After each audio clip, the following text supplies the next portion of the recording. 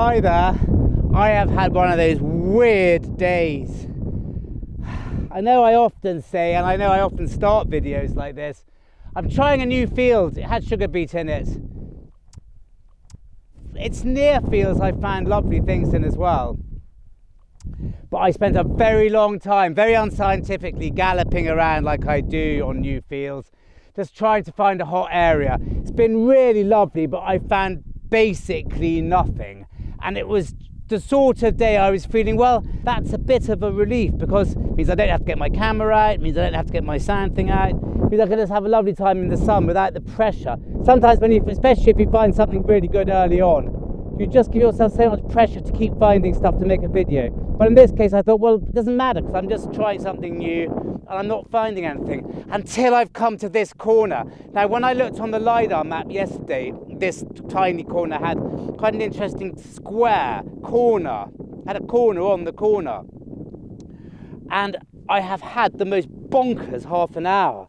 I've come to the end of my time now, so I can't stay out any longer. In fact, I really am not staying out any longer, because I want to now leave this exact area for next time.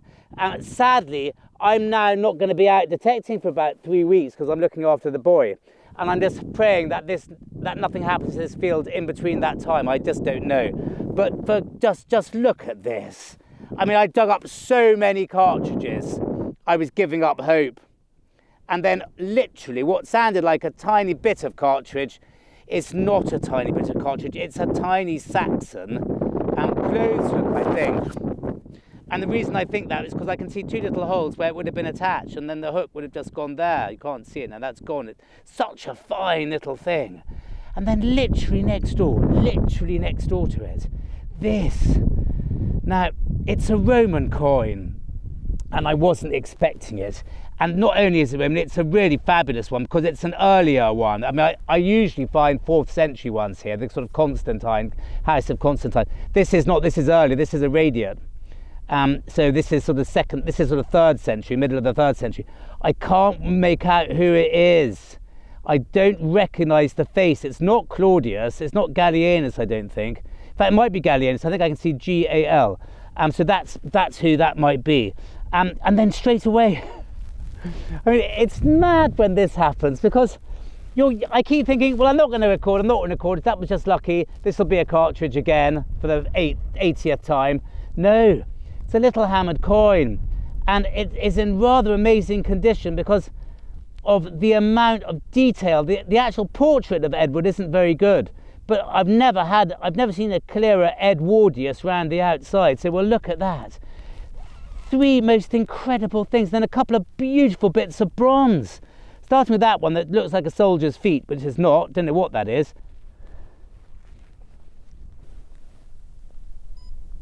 And then this, which is even more exciting, I think. I thought that might be a bit of socketed stuff with a sort of hole there, but it's not. It's a bronze lump. It's a lovely bronze lump. Nothing but good can come off these. Sorry, I'm going so fast now, because this is it. I'm going to finish off in a minute, and we'll have to come back here. But just here, the icing on the cake. My God. Now, when you dig up hoops, I know a lot of people go, oh, that's probably a medieval buckle. Well, I can tell you for a fact, it's probably not a medieval buckle. 99.9% of these are not medieval buckles, whatever people tell you. Until I saw that there was a couple of knobbly bits on each side. That gave me a little bit of hope. Turned it over and it was flat on one side and rounded on the other. And then look, the telltale sign, the gap where a pin would have gone. So that is an early medieval buckle or brooch of sorts. And it's absolutely fabulous. Look at that. We'll have a look at all these when we go back to headquarters. But that's it for now. I didn't get my camera out at all during any of that, because all of what you've seen happened in about 25 minutes. And now it's time for me to go home. So it's just odd. I often say I've given up trying to explain this hobby. There's no point. You can't. But it is fun the way it happens like that. Anyway, thank you very much for watching, and see you hopefully in 3 weeks' time back here, because I'm not doing anything in between. Well, as you can see from my attire there, that was back in the spring. It had got quite warm, then it got really cold again. In fact, I've got 2 or 3 videos which I never got round to editing from the spring, which I will get round to doing. I didn't mean to take quite such a long break. I just sort of stopped doing things in the sort of beginning of May. I never really got back to it until a couple of weeks ago, but it's really nice to be back. So we'll do these spring ones first, and then we'll get back to present day, because I've been having some great times as well recently. But while I've got you, let's just have a quick look at this brooch, because it really is an absolute stunner. They are tiny, these things, and this one definitely shows signs of being silvered. As I said, it's sort of rounded on one side with quite a sort of ring-like centre, i.e. it's much flatter on the inside. And it's got a flat reverse, and the gap obviously where probably rather ornate pin would have been. Now, I thought these might be, these are Anglo-Saxon, and some of them are, but this sort of design tends to be slightly later. And you don't have to look very far. In fact, the Portable Antiquities scheme website has quite a good thing on brooches, all sorts of brooches from sort of Celtic and Iron Age onwards. So when you get to the medieval bit, which is just here, it explains a little bit about them, not an awful lot, but enough to be getting on with. Medieval brooches, 12th century. In the 12th century, the circular brooches, which had been common in the preceding centuries, came to be superseded by annular brooches, which is what this is. It's an annular brooch. And there's a very pretty one there. In fact, I found something very similar to that very recently, which will come up in a later video. But I couldn't find anything identical to this. But what you do get is a lot of mention of 2 chaps called Egan and Pritchard, because they have written a couple of books together, I think, which deals not just in brooches, but in what's termed dress accessories. And everything gets referred to these guys, Egan and Pritchard, dress accessories. So I looked them up. They've got 2 books, both relating mainly to excavations in London. And this is what everyone always refers to. I put on the Detecting Hub very quickly, anyone got any thoughts on these books? And Clint said, in fact, I've already ordered this one. This one's very useful, and it's the one I've ordered. It's dress accessories, and you can see from a couple of the photographs he's got here. I mean, it's going to be absolutely brilliant. Why I haven't acquired it earlier, I don't know. But there's all sorts of things, how buckles are construed. I mean, brilliant buckles, parts of the buckle, strap ends, all the rest of it. And then you'll have open frame brooches, annular brooches. It's just going to be a brilliant reference book. So by the time of the next video, this book will have arrived and we can have a closer look at it. But lastly, back to this brooch. Well, it is just an absolute cracker. It's in really good condition. I'm not sure what they call the design on these knobs, but they're not just knobs. I mean, could they be dog's heads or something like that? I'm not quite sure. I can't find, as I said, anything which is really close to it, but not for long, because when this book comes, hopefully that'll be a real help. Anyway, thanks for listening to all that, and I'll see you one more time back here. Well, hi there, I'm back. It's taken me a little bit longer to get here than I thought it was, and actually I was really worried that they would have started doing something to this field. But I was pretty sure they would have drilled it. I was just a bit worried how far it had come through, but it's exactly the same as last time. And it's really just, I just feel this, it's just got such a good feeling about it. I probably won't find anything now. But I've already found a lovely buckle. I'll show you me finding that now. Well, this is jolly nice, look. Don't think it's the oldest buckle in the world, but like a lot of these buckles one finds, there's so much variation in them. I have never found one like that. Does it have, I mean, I'm guessing sort of late Tudor. I don't know. I've not found one with all the sort of little bobbles on each side like that. So that's beautiful. Stuart, Tudor, not sure. We'll have a look when we go back to HQ. I don't think there's a sort of Georgian-y obvious pin bars, but it would have gone presumably there. Really like that. Gave a really nice sound too. And then just down here, now this isn't the most special thing in the world, but before anything else, I just want to say with this machine, the amount of bright signals I've dug today, Fortunately, the sun and the wind are coming from different directions. The wind's coming from the north. It's been really spring-like recently, but it's freezing again today.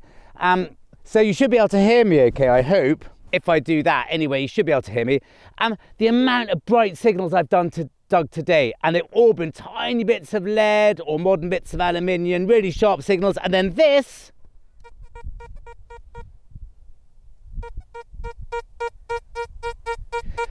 Can you hear how fuzzy that sounds? I mean, that could easily be foil. So uninspiring, isn't it? Now, as I said, it's not the most special thing in the world, but it's a bloody good sign. It's a tiny little bronze ring, little hoop. And those who know me from these videos know I love a hoop. And I don't think it's a harness ring. I think it's too flat, and I think it's too fine to be a harness ring. I think it must be part of a buckle or part of a brooch. It's very easy to say, and I hear a lot of people saying it, oh, medieval brooch. It really isn't most of the time, I promise you. It's a harness ring or one of those bronze rings that, however lovely they are, and I do love them, they're pretty boring bronze rings. We're not 100% sure what they were used for, but probably something to do with binding bits of leather together. Now, I don't think that is. I think that's a bit more special than that. I think it's early, and I think because it's so flat and so fine, I think it would have been used for something else. And I absolutely love it. So don't ignore those really boring signals. They're often better than the bright ones.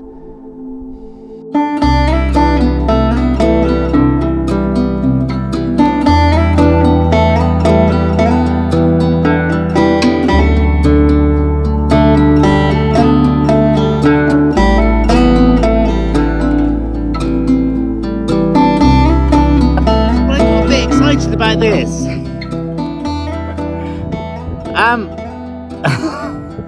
When it had modern stuff on it.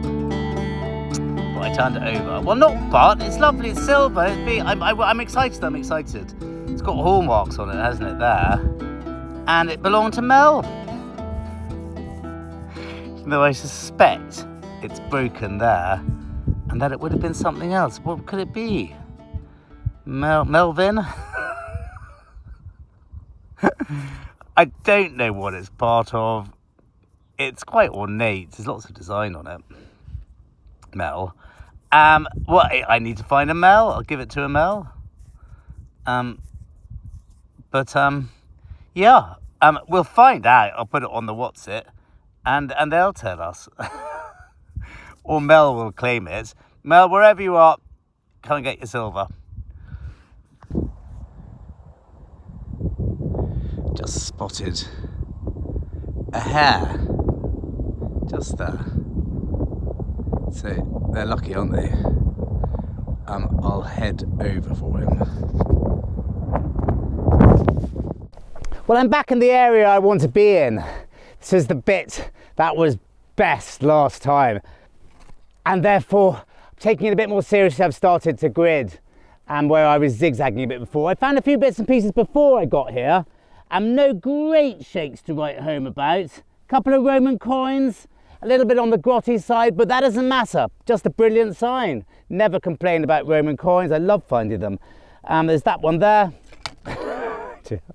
There's that one there. That looks like it might have had a hole in it. I think I could just about make out an emperor's face on that side.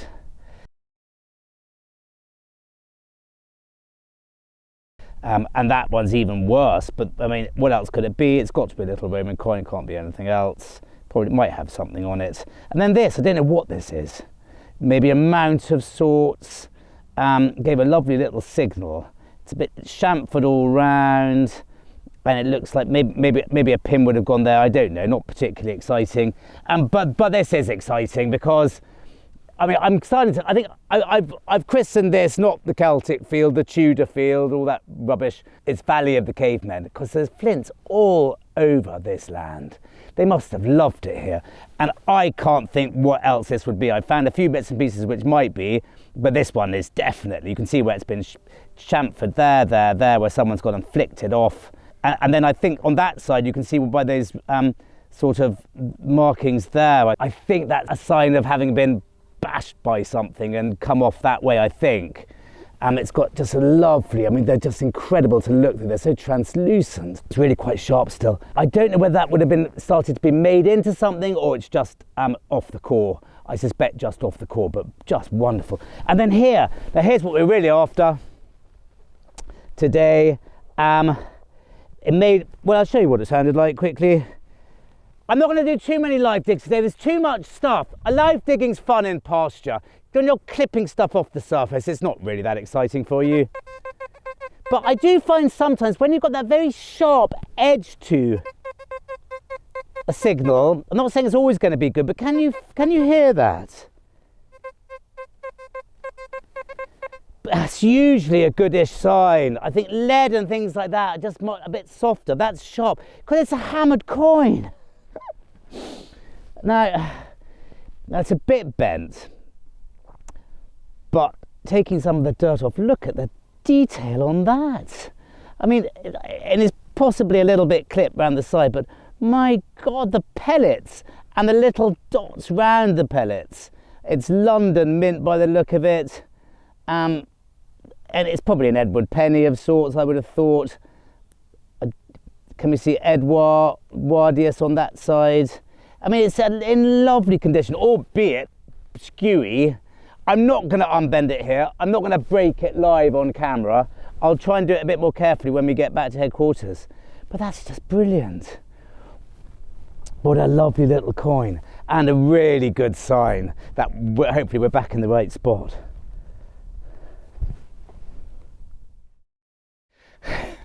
Sun's come out, it's beautiful, cold but beautiful. God, I'm happy to be out again. As I said, it's been a long time. I'm still on a bit of a recce on this field. Can you hear the pigeon scarers? I'm still on a bit of a recce on this field. I've only got one camera out today because I didn't want to lug my other one all the way. My car's miles away. But if this turns out to start getting really good, then of course I'll go and get it, or we'll do it another time. Now I've just dug. That was where that little hammered coin came up. Here. Don't hear pigeon scarers that often anymore, do you? Nice bit of copper. And it's got a lovely design on it. I don't know what it is, but that to me looks early. I mean, possibly Viking or something. It's obviously broken. Is it part of a brooch or a buckle or something? Really cool. And then just next to it, which I don't know what it is, I've got the earth out from there. So the copper was here. And so the copper was just there, that bit of copper. And then there were two signals, this one next to it. Now it sounds just like the hammered coin over there, quite honestly. So,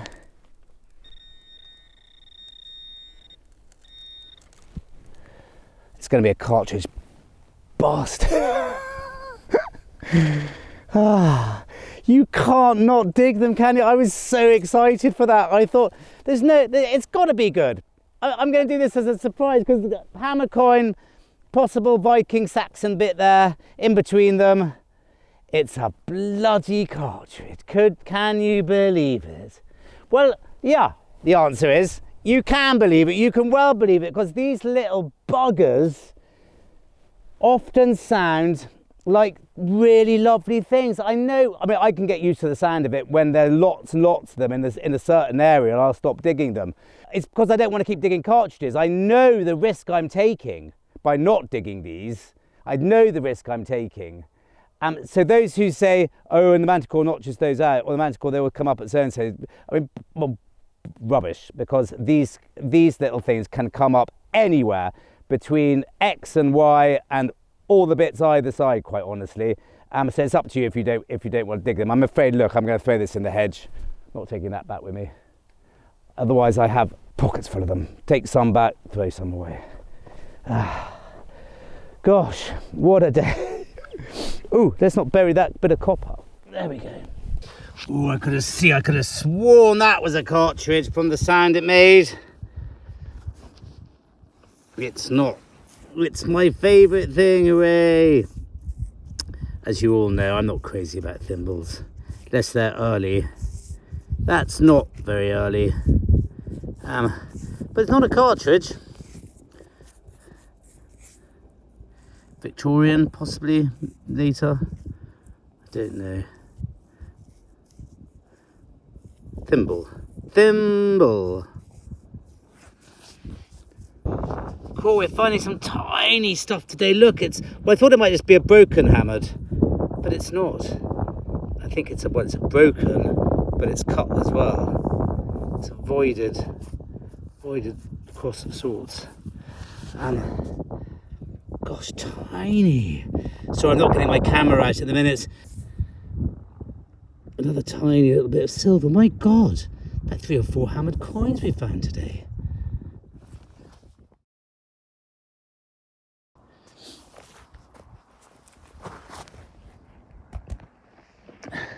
Sorry, you're getting much the same view at the moment. The wind's coming from here.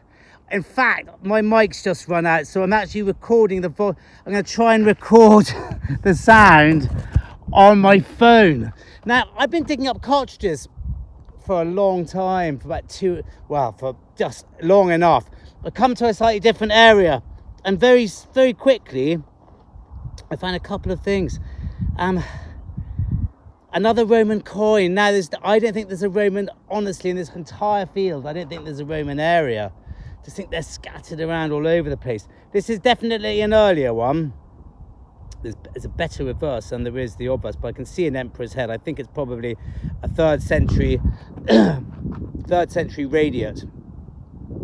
Or maybe it's Constantine, I don't know. But then one of these funny buckles, I love these. They look like they were made yesterday, but they're not. They're quite early. They're sort of 13th, 14th century, and they've got a sort of clasp on them, which a sort of locking thing like that. I mean, you could be forgiven for thinking they were Second World War, but they're not. So that's brilliant. And then down here, I've got a signal next to the other 2 holes. So we might just dig this. I don't think that's a cartridge, but my God, I must have dug up 100 today.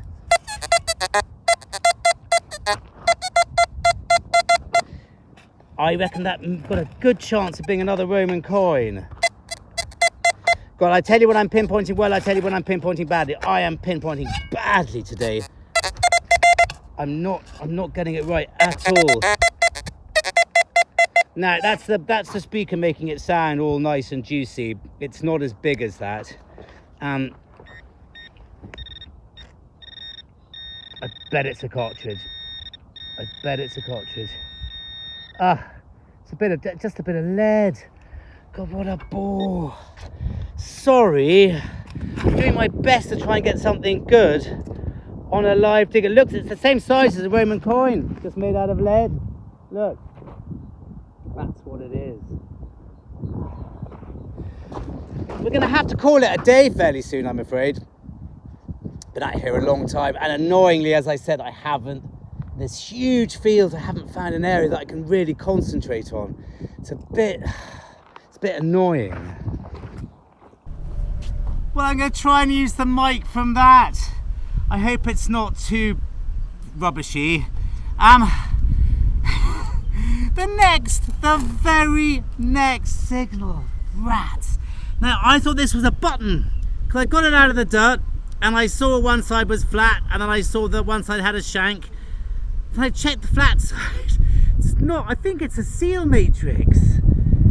And yeah, it is. But it's a broken seal matrix. So what I thought was the shank was actually that. I mean, it should continue. It's a tiny one. It should continue up like that, and there'll be a little sort of handle, a little knob, and probably a little hole to put through a cord or something, so you could wear it.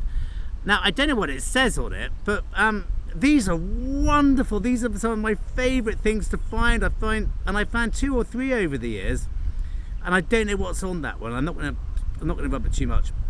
We'll take it back. Do you know what? We'll take it back, because I'm going to sort of end anyway. I think I've sort of had enough. If we find anything else, I'll obviously video it. Otherwise, let's go back to headquarters and take a closer look at this and all the other bits and pieces we found. Okay. Well, let's not beat about the bush and get bang straight onto these seal matrices. Come on up. Task is fine and well to all of you who have asked. I'm sorry he didn't appear in the last video at all. I was just too busy rabbiting on about loads of other things. Go on, Task. Now, rightly or wrongly, I use sealing wax for making the imprints onto these things.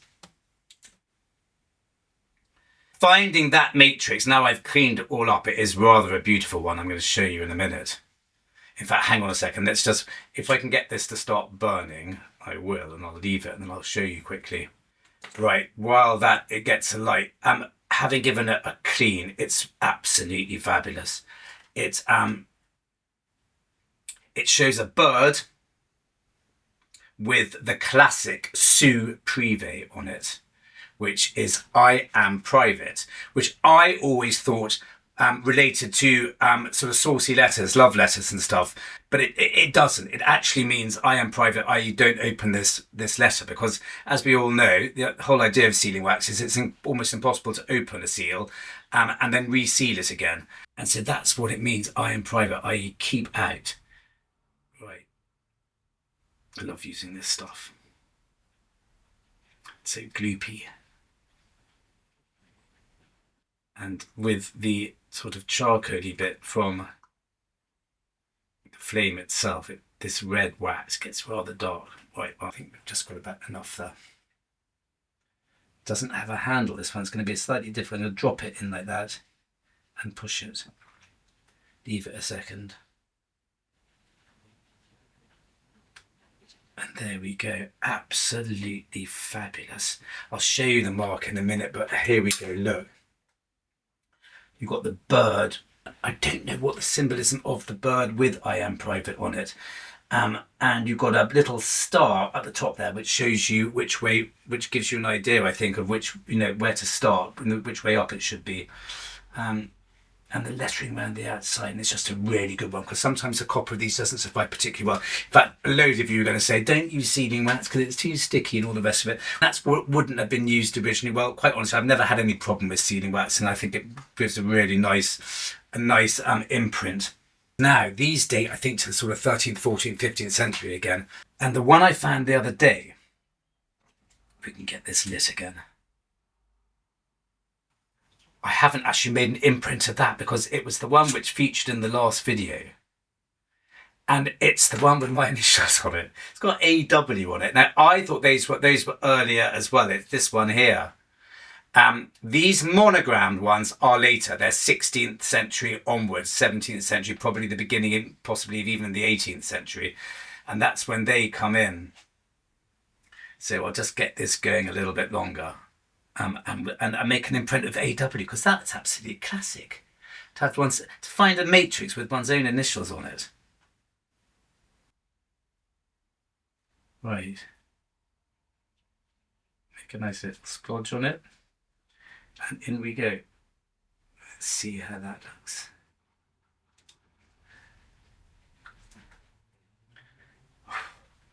Put that there.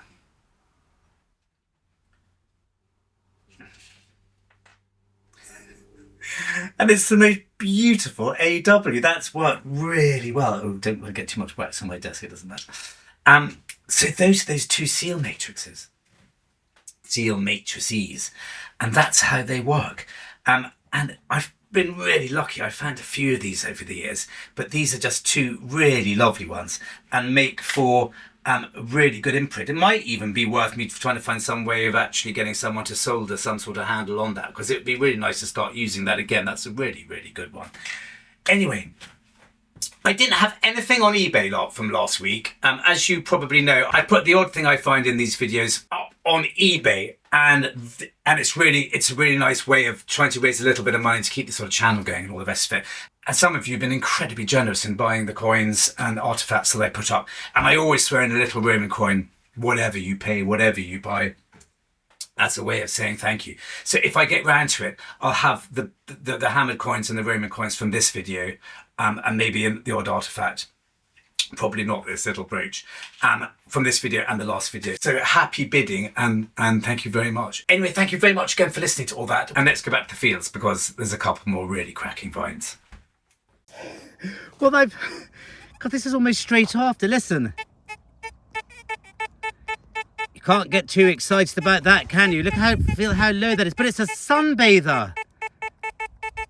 That dull on the surface. Look, I haven't even picked it up yet. Look.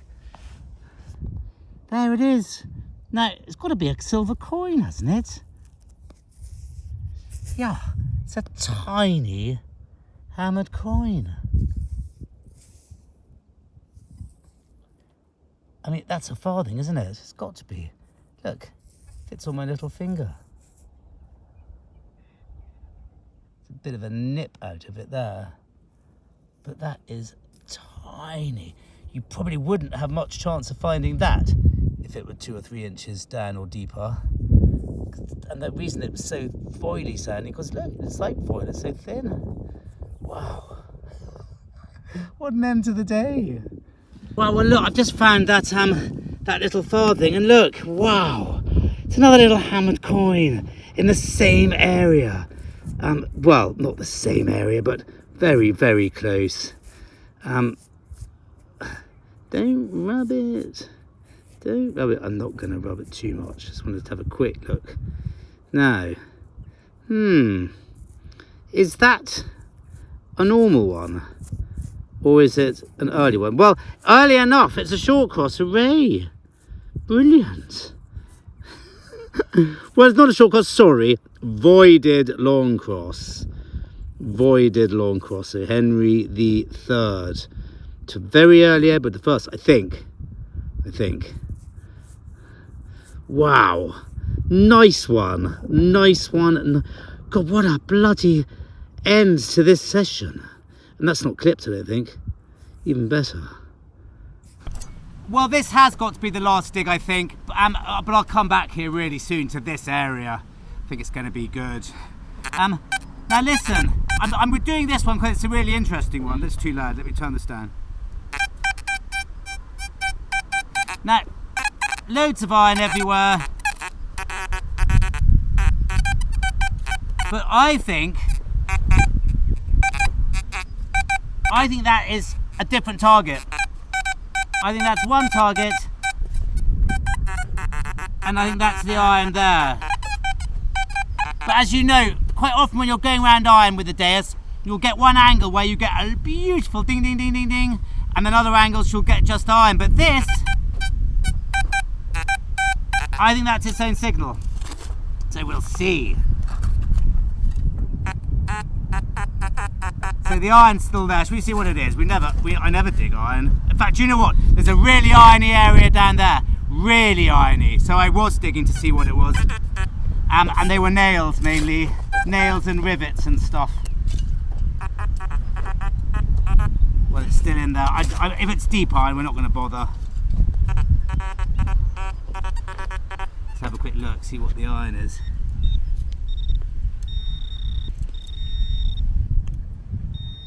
Well, it's just there, whatever it is, or one piece of it, anyway.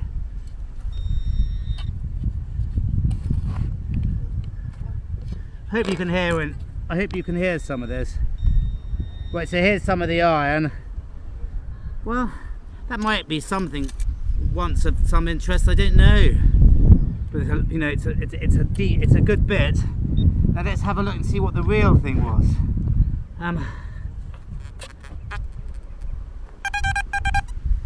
Oh, wouldn't you know it? It's a cartridge. Oh, God, I'm so... Well, anyway, at least we were right in the fact that it was a diggable signal amongst iron, and that's where this machine really comes into its own. I'm going to come back to this exact spot in a couple of days' time, and hopefully really do it properly, because to have the Roman coin, the seal matrix, and the clasp all in such a small area is really, really exciting. Anyway, thanks very much for watching, and see you next time.